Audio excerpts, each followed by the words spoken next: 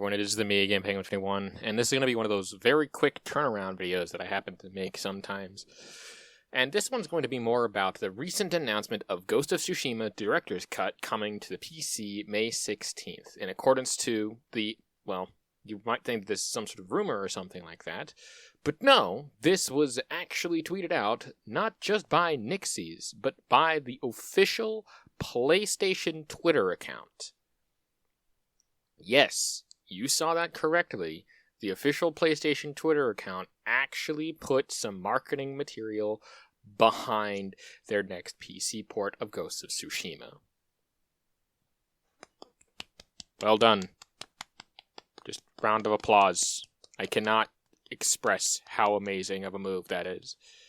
Now again, of course, there was also a few other things that happened on the same day, but we'll get into that whole little bit there, especially with the whole thing about how stuff like this had actually overshadowed the Xbox stuff.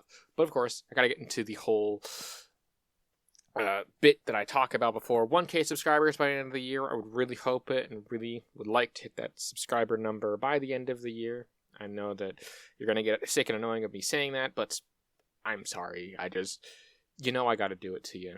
If you wanna support me in any other way, please, links down to all of my socials and stuff, my music and things in the description down below, as well as Twitch. I stream mostly on the weekends, but you're gonna have to follow me over there because my schedule is all over the place. Anyway, with that being said, yes, here's the tweet from the official PlayStation Twitter account of Ghost of Tsushima's Director's Cut on PC May 16th.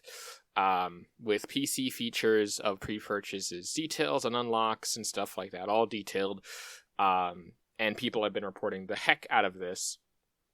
And yeah, absolutely, people are excited about this, but people are also upset about the sheer fact that there is still no sign of Bloodborne or any of those other ports that people want.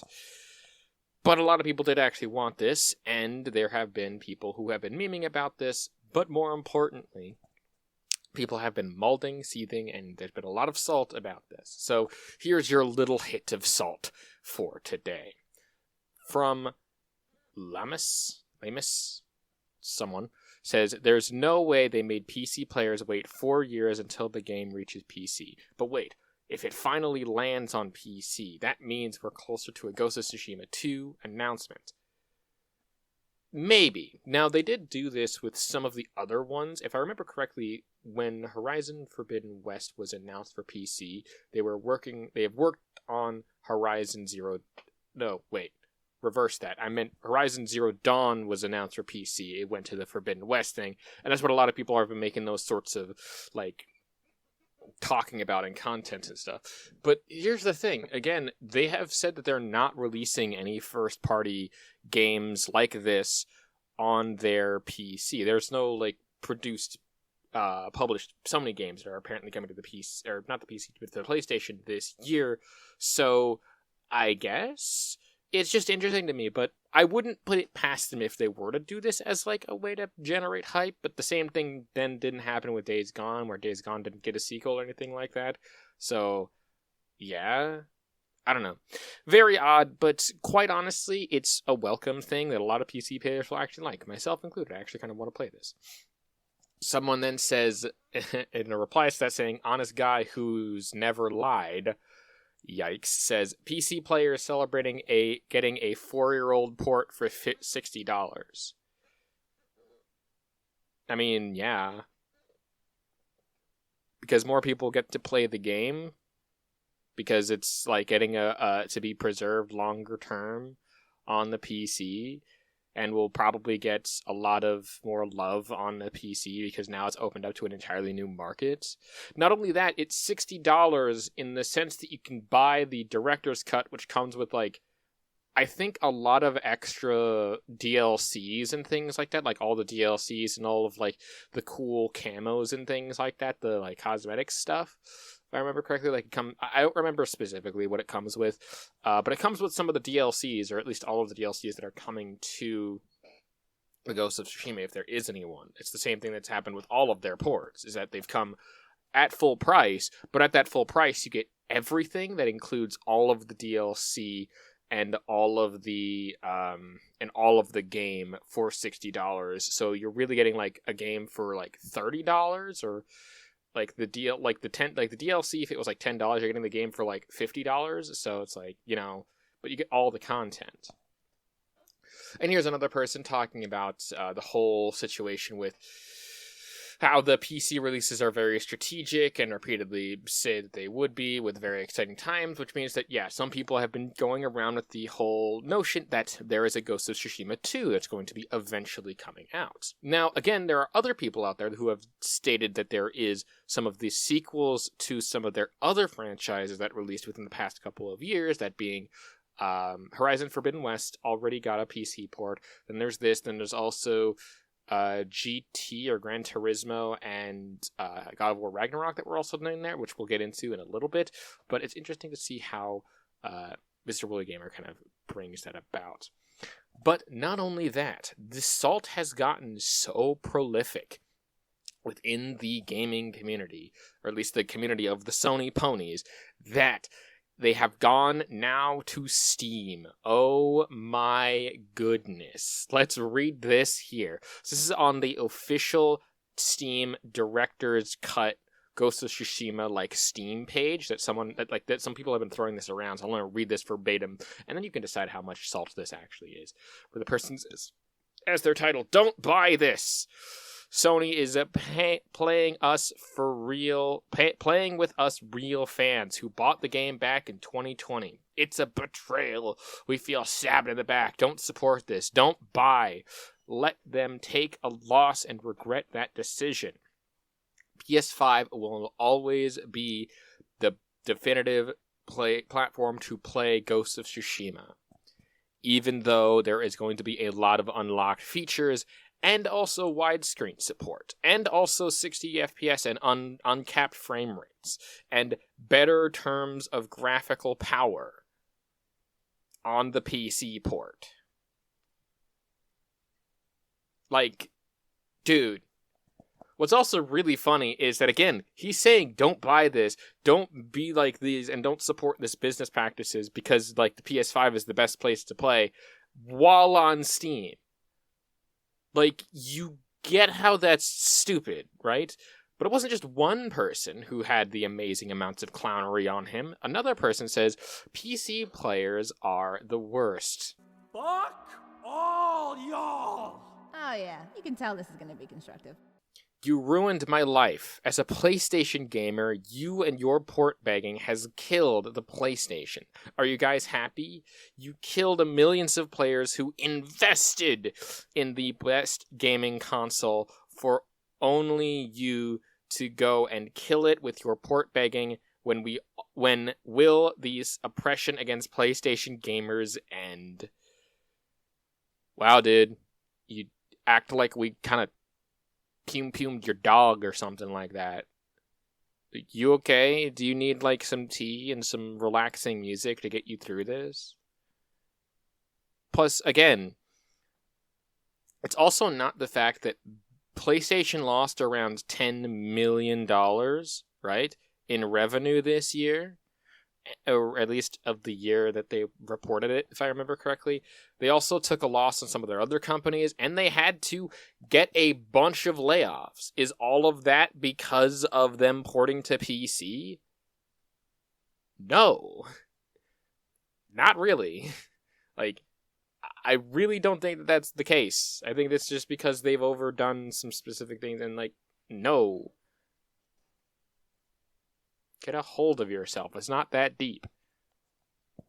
But going back to this, we have, of course, Porter Rock 77 saying, assuming this was a system seller, which it could have been, it already sold systems 3 years ago because it helped sell systems 3 years ago. It convinced Microsoft to make more games for PS5. I don't follow that logic at all.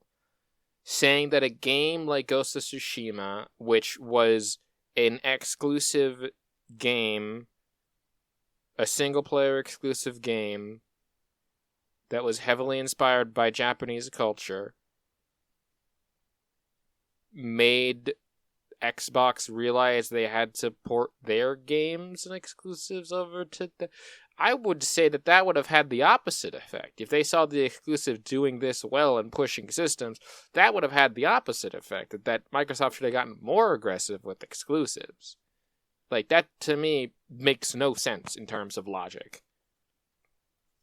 Next up, of course, we got Angel here, who is someone that I talk about, and they don't have too much in terms of salt to contact here, but they say that we all know the truth as to what we saw today. Ghost of Tsushima is better than the Xbox partner preview, and to be honest, the fact that no one has been talking about the partner preview, at least from what I've seen, and everyone was talking about the Ghost of Tsushima PC port, means that they kind of strategically did this to take a lot of eyeballs off of the partner preview that Xbox did today. Same thing that they've done with a lot of their stuff, where they had, I think that they did the same thing with some of their other PC ports, like they specifically timed them around when Xbox was going to be announcing games and things like that.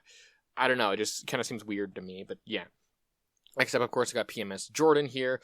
And this was another thing that was being thrown around. Now, I don't know where this screenshot comes from, but apparently this is a screenshot from, I believe it's 4chan, where it's an anonymous user that says that they're a Nixie's employee, and they says that they know of some Sony games coming to PC this year, that being The Last of Us Part 2, God of War Ragnarok, Demon's Souls, Ghost of Tsushima, and GT7, all slated for this year.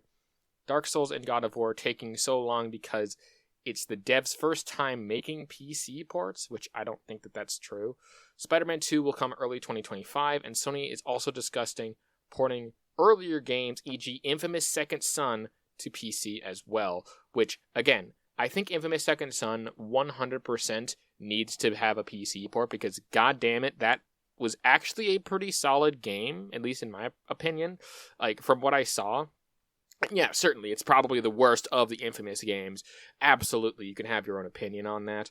But again, even if some of these are true, which we already see that Ghost of Tsushima is true, meaning that this is kind of maybe a reliable source. Like, I wouldn't put too much stock in it. Again, grain of salt and all that, so very iffy. But even if just a couple of these are actually coming this year, that is kind of huge, at least a little bit.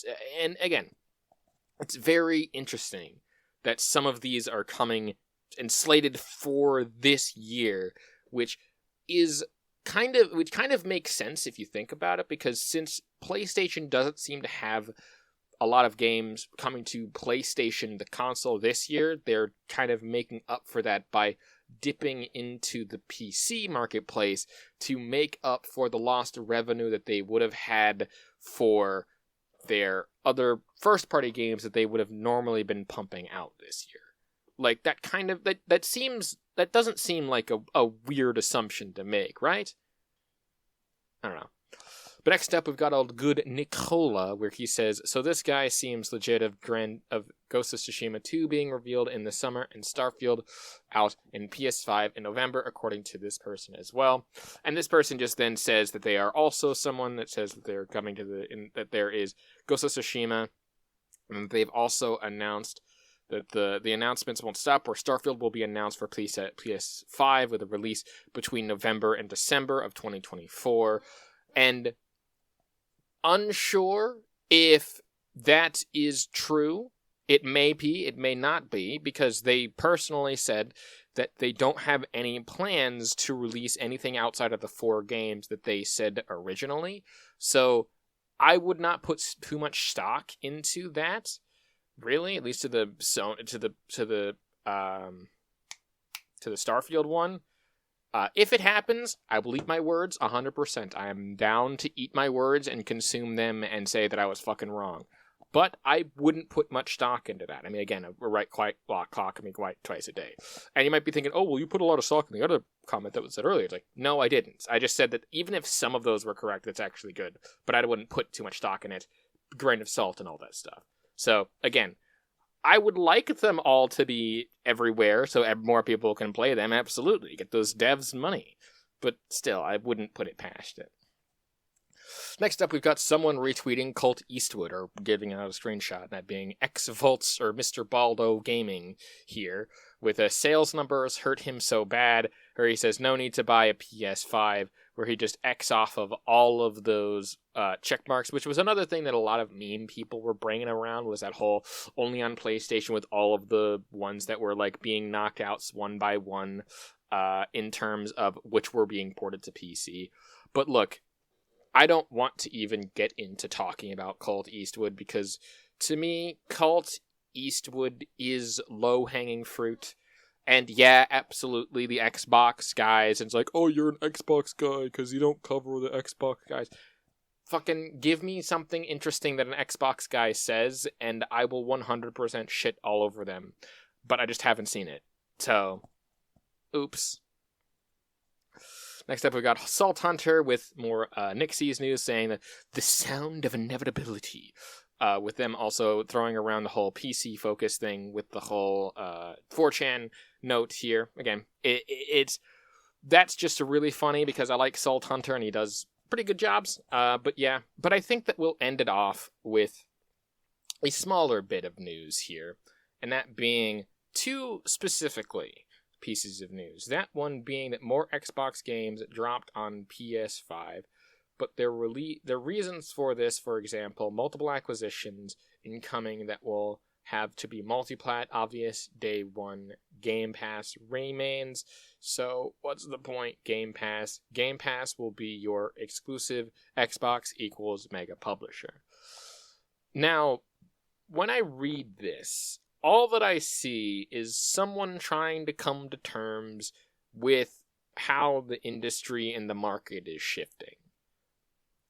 I don't know how to take this, but I wanted to use this as just a point of comparison to say, like, this is some of the stuff that I guess an Xbox guy is talking about, saying that, like, stuff, which I agree. Like, a lot of that probably will have to do with Game Pass stuff, and that there are going to maybe be more sales of Xbox games on PlayStation, because that just seems to be the way that they're going. Maybe not. They have only promised those 4 games, and outside of those 4 games, who knows? Because, quite honestly, I couldn't give a shit.